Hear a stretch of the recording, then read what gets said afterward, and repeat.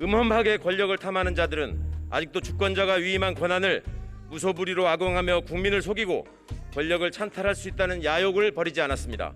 윤석열 검찰의 고발 사주 사건은 검찰의 명예를 진흙탕에 처박아버린 사건인 것입니다. 정치검찰은 권력의 개로 부안해동하면서 정권과 거래하고 기생하며 제 식구들에게 사뭇 당당하게 면죄부를 발행해왔습니다. 더 이상 대한민국의 자랑스러운 민주주의 역사에서 주권자를 속여가며 사익을 편취하는 집단을 용납해서는 안 됩니다. 민주당 최강욱입니다.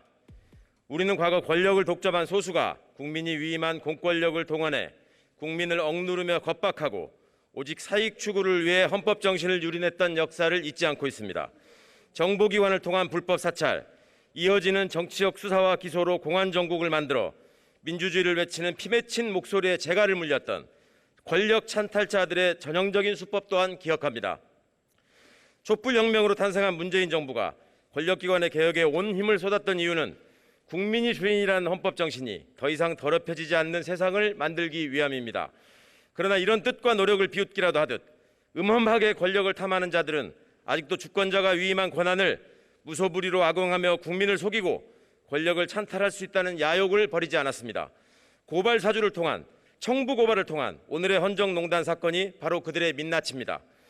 총선을 앞둔 지난해 4월 검찰총장의 지시에 따라 움직이는 대검 수사정보정책관이 검찰총장과 처가 식구 최측근을 비판하는 전현직 정치인과 언론인들에 대한 고발장을 작성하고 개인정보가 담긴 판결문까지 챙겨서 제1야당 소속 전직 검사들에게 전달해 야당의 이름으로 이들을 고발하라고 사주했고 결국 실행되었다는 사실이 드러났습니다. 명백한 검사의 불법행위이자 명백한 검찰의 정치공작입니다. 검찰의 권한을 이용해 정보를 수집하고 총장과 일가족 및 측근들을 위한 고발장을 작성했다면, 그리고 특정 후보를 압박하기 위해 정치적 수사와 기소를 기획하고 야당을 이용해 실행했다면 이는 명백한 국정농단이자 국기문란 행위인 것입니다. 수사와 기소라는 가장 강력한 공권력을 한 손에 쥔 검찰이 국민을 섬기는 기관으로 지켜야 할 본분은 무엇입니까? 어떤 전직 검찰총장의 취임사에서는 이렇게 밝히고 있습니다. 누구의 말인지 화면을 보아주시기 바랍니다. 그렇습니다. 검찰권은 사익이나 특정 세력을 위해 쓰여서는 안 되고 형사사법제도를 악용해서 국민을 위축시켜서도 안 됩니다. 그렇기 때문에 윤석열 검찰의 고발 사주 사건은 일개 검사가 총장 몰래 저지른 섣부른 일탈 행위로 덮어씌울 수 없으며 검찰권을 남용해 정치 개입을 시도한 명백한 헌정질서 파괴 공작으로 검찰의 명예를 진흙탕에 처박아버린 사건인 것입니다.